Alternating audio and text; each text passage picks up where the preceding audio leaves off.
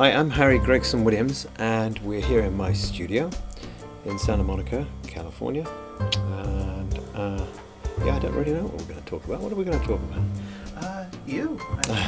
Oh dear. How dull. But Harry, thank you so much for your time. I really no appreciate it. So, no worries. So to start off, let's start maybe from the beginning. I'm sure you've done many interviews talking about how you got into it, but what was that initial spark that you remember that was like, I want to do this? Well, this for a living? I did the kind of hallelujah moment for me in film music happened relatively late in my life. Right. I've been doing music since I was 4 or 5, so it's no real surprise that I've fallen into a career in music. Right. I felt like I was a working musician when I was 7, so I was packed off to a strange place in Cambridge in England. Mm-hmm. Which was set up, I think it was set up by Henry VIII, actually, Oh, wow. that long ago, specifically for 16 boys to learn and read music and to sing. So it was like you were a choir boy? A choir school, yeah. But it was a bit more than that. You had to study music, Right. and literally sing for your supper. Wow. And if you didn't, then you were no good to that school, that institution. But it's an amazing place. It still exists today. It's called St John's College, Cambridge, and so I don't know what got into my dad to go and put me up for the audition, because I was no great shakes, I can tell you. Not much has changed, but at 6 years of age, I played a couple of instruments, Right. and I could sing my little head off. But I don't know what they were looking for, because there were a lot of people went for the audition, and they only took 4 boys that year. I guess they were looking for someone who was quite hardy, because you had to be packed off to a boarding school Right. at age 6 or 7, and cope with all the things that you'd have to cope with if it was a regular boarding school. Right. Living away from home, and being a schoolboy, learning your math and the rest of it. However, on top of that, there was 2 to 3 hours of musical training a day. Wow. For the 16 boys. And so that presented its own challenges. The only bit that I kind of rubbed up against them slightly the wrong way was that I liked my sports, and sometimes when the afternoon was drawing on, the rest of the boys would get to go out and play cricket or rugby or whatever it was they were going to do. Yeah. And I'd be dragged into music practice. But actually, later on in my life, when I became a teacher of music and sports, Mm-hmm. I organised it so that never did a boy or girl, have to choose between musical sports. That that the Right. rugby players were in my choir, and Wow. but the people who liked sport were in the orchestra or whatever. So they didn't have to choose. So it was very important to me, actually. It was a sort of lesson learned. Yeah, But yeah. no, I loved that place, and I guess you could say it was pretty Dickensian. Mm-hmm. It's pretty dark. Right. Quite ferocious, really. It'd make us run a mile before breakfast and then practice our instruments for an hour. Wow. It's like boot camp almost. It was just pretty strict. But I think that sort of discipline probably set me in good stead for what I ended up doing, because Right. there's no doubt that you do need a lot of discipline to be able to get on as a film composer, probably as a TV composer as well. I don't really know, because I haven't done too much TV, but I have friends who used to work for me who've now Right. spread their wings. Like Dave Buckley, for instance, does The Good Wife every Right, week, and the for guy, so he has to long. be very strict with himself. He'll take delivery of the episode on a Monday and spot it on a Tuesday and deliver it on a Friday or whatever he has to do. And Right, it's quite a discipline there. Yeah, I talked to Dave he's done 5 Mhm. interviews with me, and he's Oh, really? fascinating. Yeah, no, it's He's a great guy. quite a discipline, that. So Yeah. so I think he was a choir boy. That's actually how I met him. Really? Yeah. Well, what it's a- about because your brother Rupert? How You did don't have to be a that choir boy to be a film composer, but you know what? The musical education that it provided for 5 years, because let's face it, when one got to puberty and your Mhm. voice changed, you were out. got kicked You out. could. There's no way you could stay, because you couldn't sing and you couldn't. That was it. So Right. it's a bit tough, that, but the musical education that it provided was second to none, really. So I was reading music really well. Right. and playing a lot of instruments by the time I was 12 or 13. But when I got to the end of that school, and so I suppose I've carried that with me. People often ask me, who was my composition teacher? Mm-hmm. Well, if I'd had one, I could tell you, but I actually didn't.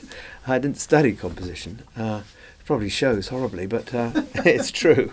What I did was study music, and I studied orchestration. I studied, things surrounding composition. Right. But the reason I didn't study it is because I didn't know I was going to be a composer. I thought it would be completely useless to me. Why would I want to study at the time, composition? What did you think you were going to be? I was going to be a singer. I was going to be a bloody opera singer. But look at me.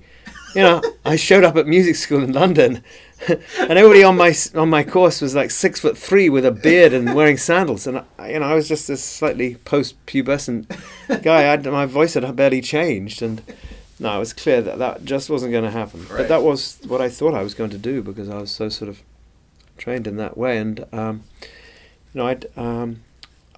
surprisingly, I don't sing on any of my scores. You get a lot of choral music on my scores, Right. but I don't do the singing anymore. Perhaps the gift that I was given as a child perhaps didn't translate as a vocalist later on. But everything that went with it was indisputably helpful, because there was a lot of care and attention to detail was Right. demanded of us as children. Right. I always remember standing in Notre Dame in Paris. We toured a lot and sang around the world, and the choirmaster, we filed out in front of the audience. Mm. It's a pretty big cathedral, that. A lot of people sitting there. And often our concerts were accompanied by the organ or an orchestra or something like that. But on this occasion it was a cappella, and we were about to sing this piece called O Sacrum Convivium, a religious piece, Uh-huh. by Olivier Messiaen. Well, yeah, we were in Paris, we were in France. The damn thing starts an F-sharp minor chord with the treble singing, I think, an A above the stave, Uh-huh. and the choirmaster pinged a little tuning fork, and we could barely hear it, but it was an A. It always was an A. Didn't matter what key the piece was, he just gave us an A, and we had to sort it out from that. But A is pretty helpful for an F-sharp minor chord. But ping, and then it was absolute silence in the cathedral. 3, 4, boom, and in you came, on as clear as a bell, on that top note. Wow. But those sort of things. I don't know why I mentioned it. I don't think it's very. I don't have to perform that sort Right. of thing day in day out now. But I think just the attention to detail, and certainly I was given a love of going after the very best that something can be at an early age. Yeah, certainly that.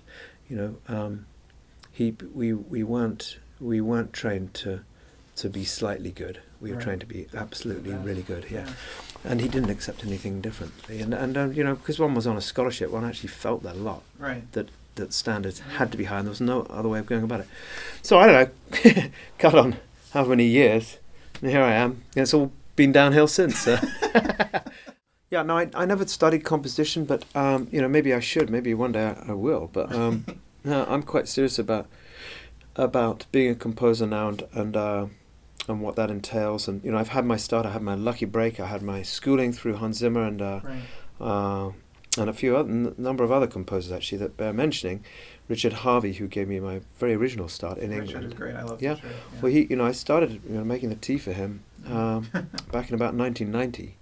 I can't remember. I think it was my dad had said you need to meet this composer. He's got a recording studio in a district called Chelsea in London, which is very posh.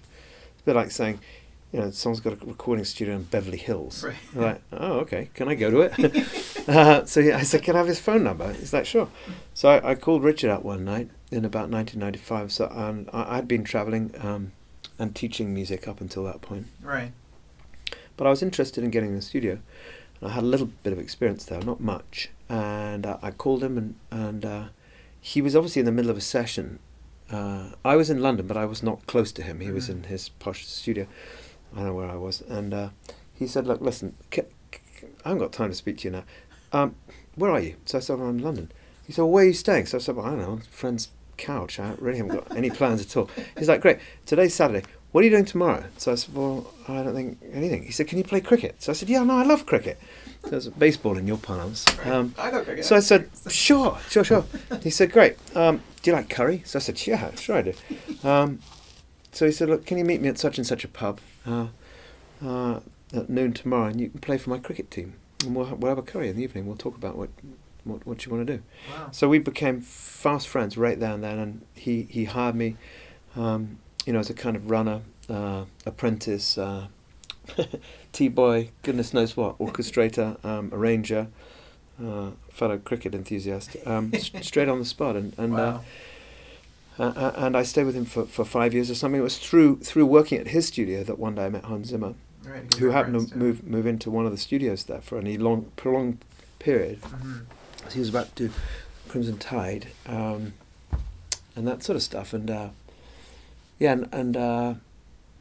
I met Hans and we became really good friends. And then I was really sad because he buggered off. He just left. Well, he lived in LA and Right. he'd finished whatever it was that he was doing, and he gave me a gig. He gave me a job on Crimson Tide and some other things, and Yeah. and I started learning what he was doing and the fun he was having with all these machines. And quite honestly, up until that point, So you didn't have any electronic. no, experience at all? none at all. Because Richard Harvey, who I'd been kind of apprenticing with, in said cool studio in Chelsea in London, he was a pen and paper guy. He used a little bit of computers in music, but he's a musically trained composer, Right. of the top notch in my view. I've always had a high regard for him and his abilities, and so when I met Hans was completely reverse. No music manuscript inside anywhere, and a lot of computers, and I had no idea where that would lead. And I spent a lot of time watching him and talking to him. We became quite friendly. And then, as I say, he left, and at the end of the project, and came back to LA, and I was really sad. I thought, man, we were just getting on so well, and I was learning so much, and what an opportunity just went. And then one day the phone rang, and the receptionist said, "Harry, it's Hans Zimmer for you." I'm like, what? I wonder what he must have left something. Must have left his wallet or something. So I took it, and he's like, "How quickly can you be on a plane?" So I said, "It takes about an hour and a half to get to Heathrow from here. Pretty quick. Why, Hans?" And he's like, "I've got the director of Muppet Treasure Island on the other line, and I'm reluctant to take it on, but if you come out and help me, I'll take it on, and it would be a great one for you to cut your teeth on. You've done all these years of teaching, right. and you know what kids like." And he knew it would kind of be in my vein. Yeah. But he didn't. It was his film, and he was going to do the score. But he kind of had an outgoing musical assistant, which was Nick Lenny-Smith, Right. Yes. who'd done really well on Cool Runnings and a couple of other movies. And Nick was kind of towards the exit, not being booted out, but Right. he'd kind of, how should we say, he'd graduated almost from the taking School of Zimmer. his solo career going. Absolutely, and Hans was like, "Oh, bloody hell, who's going to help me now? What about that skinny little bloke in London?" So I ditched the rusty Triumph Spitfire, probably still sitting where I left it 21 years ago. But I got a one-way ticket, which you could do then, to America. I'd never been to America before, but I'd always been quite interested in it. Were you scared? No, not on the slightest bit. But I didn't really have anything to lose. That was just me. Right. I talk to other people, composers who, quite often English composers who want to talk to me about advice about immigrating over here. And, Right. and I met a few of them and helped a few move over. Dave Buckley, one, Halley Corthery is another very talented composer. But they were just them at the time. They were single. Right. They didn't have children, wives, much of a career. Right. And same with me. I didn't. So when you kind of move over like that, Easier, there was no yeah. particular plan. Right. But had I had 2 or 3 children who needed finding schools and I needed a proper house, I slept on couches for a long time, and it was pretty rough the first couple of years, and I was pretty much illegal as well. I mean, I came in on a 90-day pass, but back then pre 9/11, you could get away with just sort of going down to Tijuana and going out and then coming back in again. But they rumbled that after, and I eventually got myself all, got myself the visas and the green cards and actually citizenship after many years. But those early years, I mean, you talk about working with Hans Zimmer and stuff, and there was a bunch of other group of composers who've done the same path. And do you remember those years as being happy Yeah, or yeah. or really, Really like, intense? Or happy and intense. Yeah. They're very, you know, and I've always been very grateful and very forthright about, who gave me my leg up. There's no doubt about it that Hans is the reason I'm sitting here. I mean, I told you he called me and said, get over here. And I didn't. I had to check with Richard Harvey. It was all right because I did have a job. And I'm like, Rich, do you mind? I'm just going to go and see what happens. And he's like, no, go on, go on. We'll see you. We'll probably see you on the next plane back. But no, the first 2 or 3 years, it was really an intimate setup. I was Hans at the helm, which is where he still is, I'm sure. Right. And a composing assistant, which was me, and it was kind of the outgoing was Nick Lenny-Smith, as I told you. Right.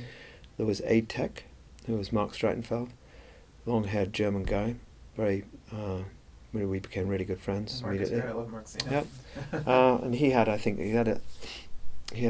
little guy running around after him. He had an assistant tech, and then, Alan Marson mixed his scores. Right. And there was a lovely girl, English girl, who Hans had brought over to manage the studio, called Emma, and that was it. That was really the team. Wow. And it was. Looking back on it, if I would have to relive it now, I'm sure I'd feel an incredible amount of pressure and to do well and to be successful and not to make any missteps. But at the time, I was young and foolish, and there was nothing else for me to do. Mm-hmm. I didn't come here with a family or with other people, with any particular reason to need to earn money very quickly or anything like that, or indeed really have a career very quickly. I didn't realise that was what might happen. My first mission was on my first film with Hans, which was Muppet Treasure Island, was to do a great job. Right. And, as luck would have it, the film recorded back in London, Abbey Road, at Air Studios. I think it was one of the first, if not the first, feature film to be recorded there. And, Hans said, do you want to come back and conduct it? So I'm like, sure. Never conducted much, much more than the 20-piece before, but, there's an 80-piece orchestra, sure. Wow. So I got to do that, and, I was really smitten. I really, really, really loved it. That's and, awesome. Hans was really generous with his time and his advice. Of course, yeah.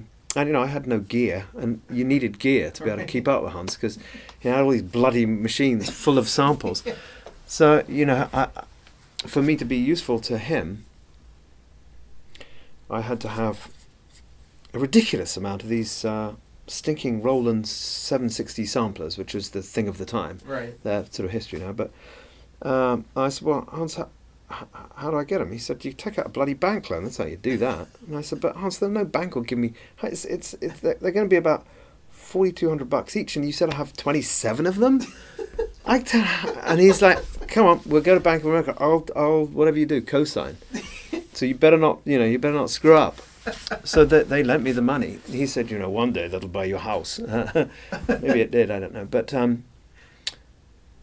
yeah, so I got the gear necessary to be able to learn to demo things like he had shown me, and I didn't have to be the night owl, because up until that point, to do anything effective for Hans, I had to do it in his room with his gear, and in order to do that, he hadn't got to be there. Right. Couldn't be two of us sitting on his seat at once. Right. And the guy didn't leave the studio till 3:30 a.m. Yeah, he's a night guy. Right? God. So that's when I start. Oh, great.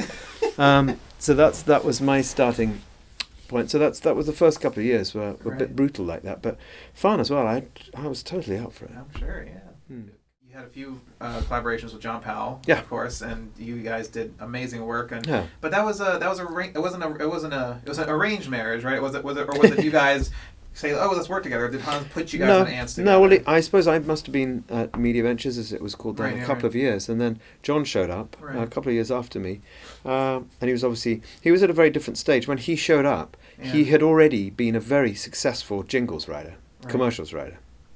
Yeah, and he'd earned a bit of money. He had gear, and he had things like a car and a wife and stuff like that. I didn't have anything at all, and I was still just me, sort of trying to see if I could get something going. So John showed up in a very different. He was already quite confident and accomplished as a composer. I wasn't at all. But I guess I don't know what John's qualification was. You'd have to ask him for that. But what was my qualification for being one of the composers on Ants? I can't think. Right. Only that I had worked with Hans and worked really hard for him on something called The Prince of Egypt, Right, which right. was a beautiful, big, humongous project for Jeffrey Katzenberg. It was.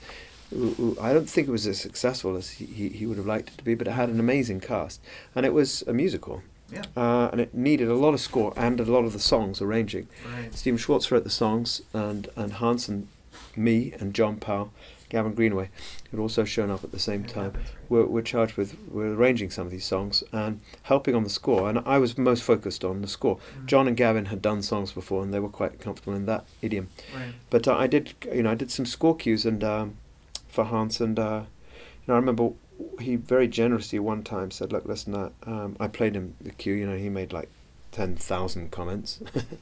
I'm like, "Okay, well, give me all night. I'll make those adjustments." So I made the adjustments. He said, "Look, I like this cue. You should play it for Jeffrey." So normally the norm was that he would play it for Jeffrey, and he very generously brought Jeffrey into my little boudoir. It was hardly a studio. It was like a tiny little room off the main corridor at Media Ventures. And I played the cue for Jeffrey, and he really liked it. It was a pretty cool scene. Mm-hmm. And so I suppose I must have figured somewhere on Jeffrey's radar, but not enough for him to want me to do his first computer-generated movie. Right. That was.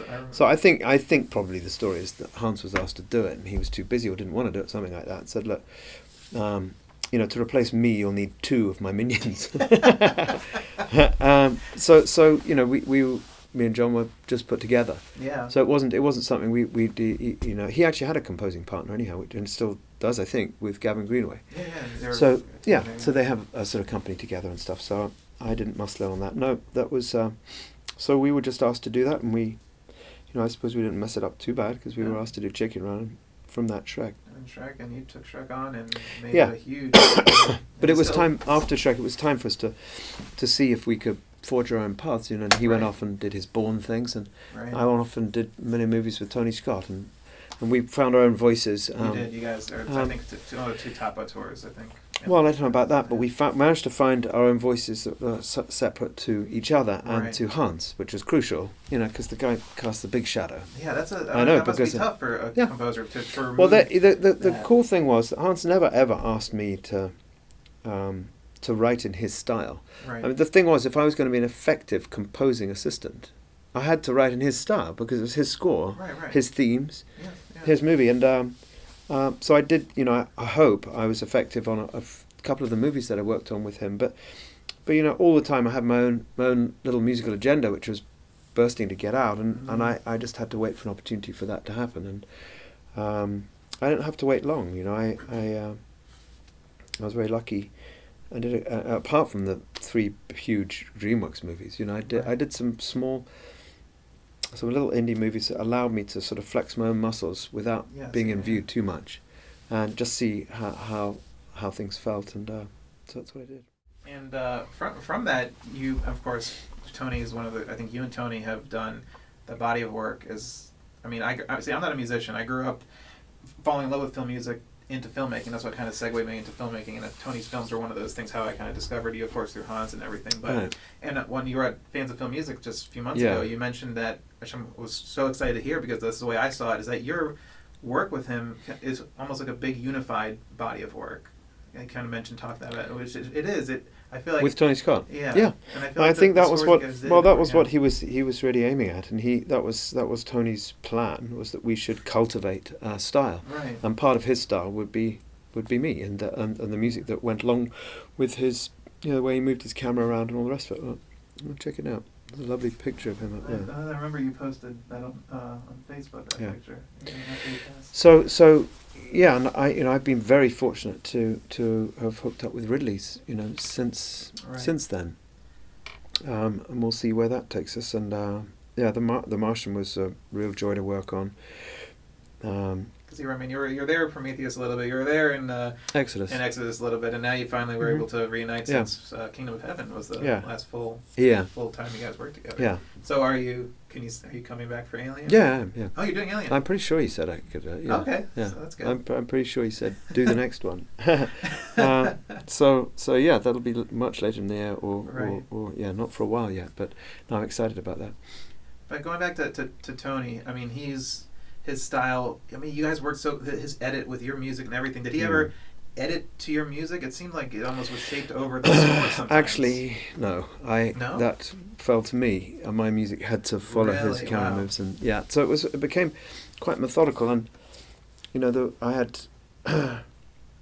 especially on Domino.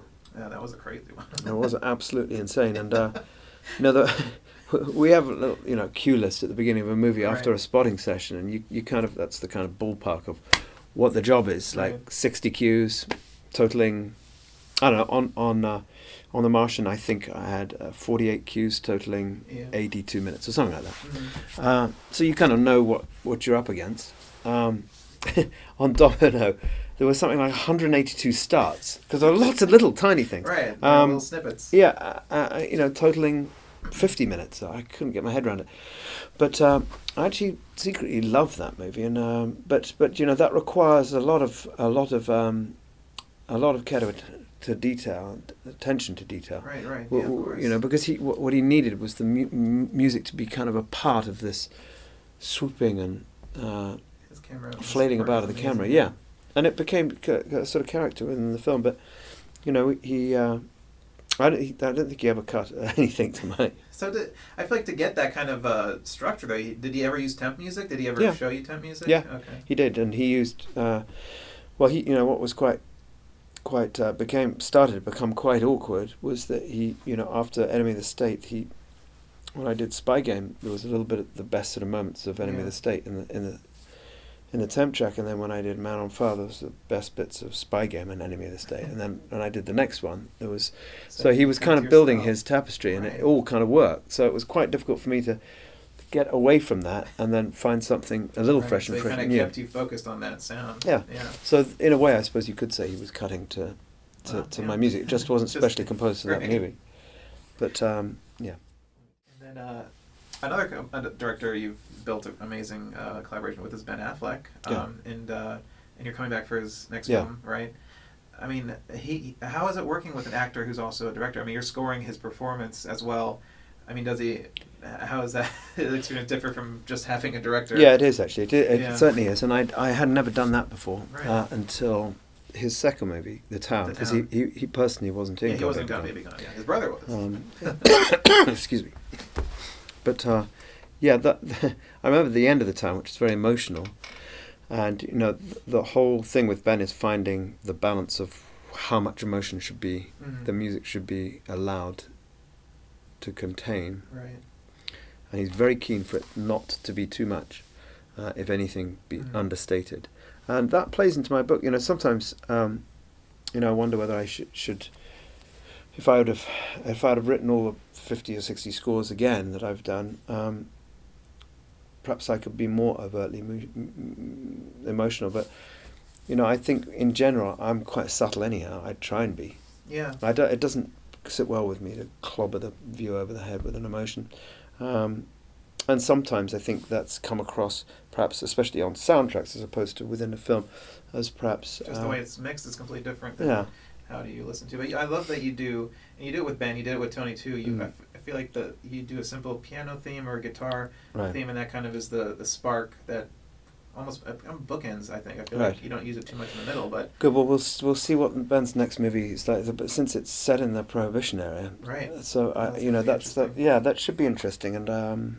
I haven't started work on that yet, but I'll be starting pretty soon. So what happened with Argo?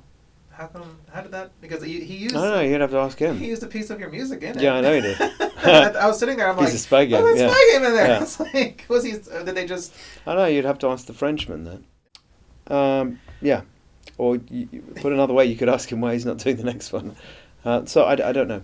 Yeah. I don't know. You guys are great together. And I actually was coming to a point where... Right, at the time when he would have been needing music, where I decided to take a year sabbatical. That's right. So I didn't do any films for a whole year, and I decided to go back to teaching. That's right. You went back to England. Yeah, so I took my wife and some of my children, not all 5 of them, but 3 of them, back to England, and I went back to the school where I learned a lot of my music, and I taught music and sports again. Wow. I thought it was time to reconnect with the real world, not the movie world.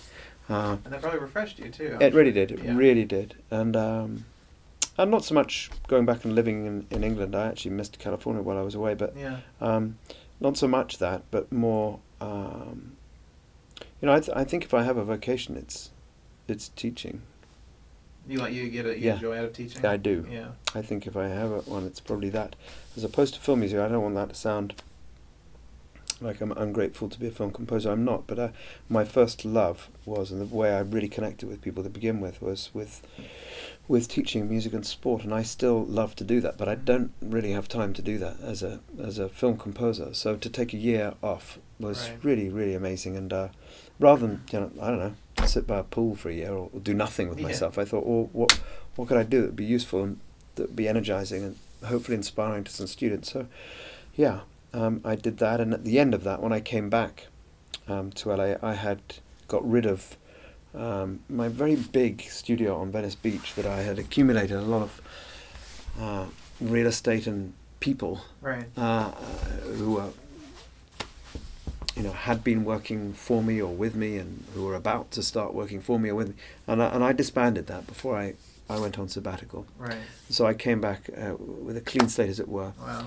And you probably met on your way up. I've got 2 really talented people who work with me now. One, Tech, Paul Thompson, who was at the place you go to study these things in England, called Tonmeister. And he was a runner at Abbey Road when I met him. Wow. So I plucked him out of there, and he's my tech. He looks after the studio and everything in it. Wow. And then I have one composing assistant, a young girl called Stephanie O'Connor. Right. And she, I found her at a performance I did at UCLA. She was on the film music course there, but she'd studied, she studied music in Boston. Wow. She studied music properly, and so she's a young up-and-coming composer. She worked a bit on The Martian with you. She did, yeah. Yep. So she's getting that sort of opportunity that I had from. You're taking it. Hopefully, yeah. Well, I think that's what goes around comes around. Right. Absolutely. So growing up, I mean, I'm gonna be the fanboy a little bit. Yeah. I listen to your music. I own all your scores. They've inspired me to write things, write screenplays and stuff. And I know you'll probably disagree, but I think you're an amazing auteur, and I think your sounds, you do reuse a lot of motifs and sounds throughout your scores, and I would love to know, like, I think one of your signature ones is kind of that sound, that reverb that you use a lot. Where did that originate from? How did that become part of your kind of I think sound? probably the first movie that I worked on with Tony Scott, which actually it wasn't a movie. It was a TV episode of had David Bowie in it and Giovanni Ribisi. It was a very bizarre thing called The Hunger, not the film The Hunger. It was a 1-hour TV thing. We were talking about it the other day. Actually, we dug it up. But was it a vampire thing? It was something. It wasn't vampire. No, it was pretty bloody. I seem to remember. But the first time I really got composing with Tony Scott, kind of in the room, I realised he heard things slightly differently to normal people, and he liked the idea of, if a certain important moment was about to come, preceding it with something that you couldn't really hear to begin with, and you couldn't really recognise, that would jam into the cut, and it would jam right up into the cut. So, you could go to the piano and play, boom, take that audio file and flip it over, so it would go, and it just became. I mean, this isn't revolutionary. I didn't invent this at all. But for me, it felt really original. I'd never done anything like that before. Right. And the opening titles of Deja Vu, probably 6-8 years later. Yeah. I had a little piano figure which was ding dong, but just flipped it over, so it was wa-dang, wa-dang. So I thought it was quite good for Deja Vu. You kind of heard it before, they did things with the logo too, and the logo's going back and forth, and exactly. Perfect. So and that's kind of followed me around, and I often I'll flip audio files Yeah. over and see what they sound like backwards. It sounds like a first sign of madness. And another one that you use that I think it was in Deja Vu. It became the theme of Seraphim Falls. It's this kind of trumpet, the dun dun dun dun dun. It was like a trumpet thing. Yeah. Yeah. So Well, little signatures, you know. Yeah, If I've never been shy about reusing things. Not little musical motifs that pop up in different ways. I mean, so long as they're used in different ways, I don't see anything wrong with that. Especially if they're Horner kind of and work. his danger motif, people will kind of crap on it sometimes, but I think it's an amazing stamp of your voice and Yeah, your man, personality. I actually wouldn't go that far, but yeah. No, we're talking about these small things. It's good that you pick up on them. Oh, I do, yeah. And there's another one you use for for chases. It's a dun dun dun dun dun dun dun dun dun. Oh, it's a rhythmic pattern. Yeah, it's in Deja Vu during the Humvee chase. It's in Spy Game during. Yes. Yeah, it's in the town as well. Yes. Yeah, and it was also in. But Call of Duty. they all. I hope you'll agree that this is just a rhythmic pattern that can be used in any way. But yeah, I feel like you use it for certain things, and so I like it. I do too. Gives me the right feeling. But I can make it sound very different each time. Does, yeah. That's what I love. Yeah. Especially since it's a rhythmic pattern. But yeah. So do you have like a bank of your Harry signature sounds? Sure, I have I have a custom audio folder, right, which we build up every time. After the end of each movie, every score. Mm-hmm. Like for instance, on we finished The Martian at the end of last year, whatever it was, and had my guys sit down with me. We snipped up various really bits that we just sort of sat together. Maybe part of a loop that was working with another part of a loop, and maybe cut out a 2-bar sort of thing. Yeah. And that's housed on my hard drive, and one day you'll probably hear it reversed. I don't know, put through a sounds amp, and but it's something that I created, and I don't, I'd like to have it going forward in case I want to use it. But it sounds like I'm trying to be really repetitive. I'm not. No, but I think I'm not a bottomless pit of brilliant ideas. Sometimes things really sit together, right? And they work. I don't think there's anything bad with actually embracing that and thinking, right, okay, well, where can I take it now? No, and then people will argue that self-plagiarism and everything, but I think it's not. I mean, directors reuse shots, director styles, and everything, and I think it's just part of the fabric of your voice and everything. Mm-hmm. So are there any types of genres or films that you gravitate to more than anything else, even as just an audience member? No, I don't think... I like a lot of films. I dislike a lot of films, actually. I really do. But one of my favourite films is The Shawshank Redemption, I think, because, I love the simplicity of the story. It's one guy trying to get out, but the ingenuity and the character-led cast, So I like drama. I like dramas, and... I like thrillers, and I like to write music for those sort of films. Yeah. I always think my default place, if I don't know exactly what I should be doing at any given moment in a score, is tension. And fun enough, it works even if it's a comedy, or a love story. A bit of tension goes a long way. Right. Better than not having any point of view at all musically. But I love creating tension with music in films. I really, really do love that. I had a really fabulous time on The Martian. I think if you to be able to find a film that's funny, tense, and all those things, and full of wonder and awe, I thought that was really exceptional. I loved it. I thought it was the best film of the year. But then I would, wouldn't I? I really do. I really didn't connect with the carols and Brooklyn. I thought it was so dull. I love the actress. I thought she was bloody brilliant in that film, The Chemical Brothers. Right. Hannah. Yeah. So you get a chance to see everything, though. So I'm a member of the Academy, so I got all the screeners and everything. But I try to go to the theatre as much as possible. I like some movies. I like The Revenant a lot. Oh, I love The Revenant. What do you think about Mad Max in terms of action? I liked it. Yeah. I did like it, and it's so stylish. Oh, I loved it, yeah. So stylish and so strong. It's Upon a Time in America. That is one of my favorite films of all time. Leone is my top director. Do you know, I only watched that very recently. Did you get the new Blu-ray, the director's? No, I didn't. I was on a very long plane ride, transatlantic plane ride. And I thought, my God, I can't go to sleep because I'll never sleep when I get there. I got to watch a movie on the plane. I didn't Uh-huh. really want to watch. I didn't want to watch something kind of important that's out now that I should really watch in the theatre. Right. So I struck on Once Upon a Time in America, and I thought, how haven't I seen this movie before? So of course it was brilliant because it took 4 hours to. It's nearly 4 hours long, that movie. Yeah, about almost a little bit over 4 hours. It's really incredible movie. I loved it. Loved every moment of it. They did a re-release of it. It's remastered and It's Morricone, isn't it? Morricone, yeah. I mean, Wow. and Once Upon a Time in the West is also one of my Yeah. favorite movies. And you've done westerns. Like Seraphim Falls is a western. Yeah. And Cowboys and Aliens Cowboys is and half a Aliens is half a western. western. But I really love what I wish Seraphim Falls got a score release. It's, Mm. it's I think one of my favorite scores. Of yours. Oh, good. Yeah. That's very cool that you live Once Upon a Time in America. So. Yeah, I do. So sorry as we wrap up a little bit. If there's any other job on a film set that you could pick that's not the composer, what would you, if you had to pick something else to do? Production designer. Production designer. Hmm.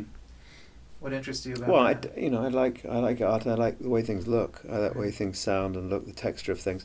I think it probably isn't a million miles away from composing. Does the production design of a film affect your writing at all? Do you look at other Well, no, I mean, look at some of the great. Look at The Martian, for instance. Yeah. Arthur Max is an amazing brilliant production designer.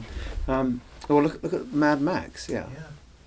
incredible. It's production design. Any movie worth its salt's had some real thought put into the design of it. I'm sure. Right. And that appeals to me. Yeah. And so here's another. Well, I could have a go at being a director, so I could boss a composer around. That'd be fun. But that's another thing. I've talked to a lot of composers because a lot of people will criticize your work and like, oh, he did this, this. But you are under the direction of producers, directors, and do you now that you are later in your career, do you think you have more creative freedom now because you work with directors who allow it than you did at the beginning of your career? Oh no, not really. I think the more you work with the same person, The less. the less antagonistic behavior there is, and more of a push for a common cause and for some sort of an equilibrium.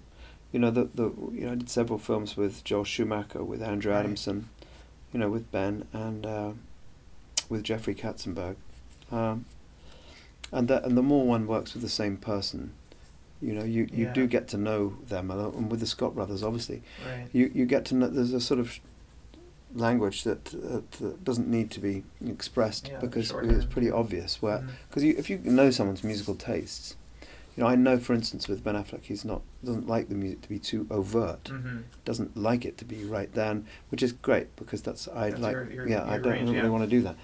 But if I didn't know that so well about him, I might wonder. Yeah. And to end the thing, end the conversation, what's your drink of choice? Like if you could only have one drink. Beer? Yeah. You don't drink mixed drinks at all to get.